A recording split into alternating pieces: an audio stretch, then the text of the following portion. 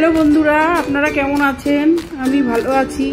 তো আজকের রেসিপি কাতলা মাছ ঝিঙে দিয়ে আলু দিয়ে ঝোল। তো প্রথমে কড়াইটা বসিয়ে দিয়েছি, তারপরে মাছগুলো নুন হলুদ মাখিয়ে মাছগুলো আগে একটু ভেজে নেব লাল লাল করে।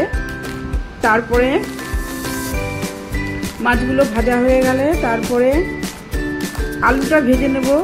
তারপরে কড়াইতে একটু কালো জিরে, সাদা জিরে, শুকনো লঙ্কা ফোড়ন দিয়ে আলুটা দিয়ে দেব।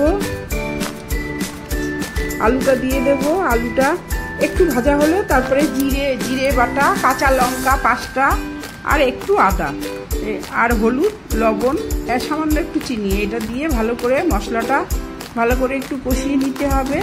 2টো লঙ্কা চিরা দিয়ে দিলাম। তারপরে ঝিঙেগুলো দিয়ে দেবো।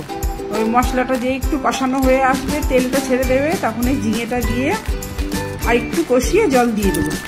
তারপরে ঝোলটা যেই ফুটে আসবে তখন মাছগুলো ছেড়ে দেবো। তারপরে যেই মাছের ঝোলটা একটু ফুটে শুকিয়ে আসবে তখন নামিয়ে নেব। এইভাবে বন্ধুরা ঝিঙে দিয়ে আলু দিয়ে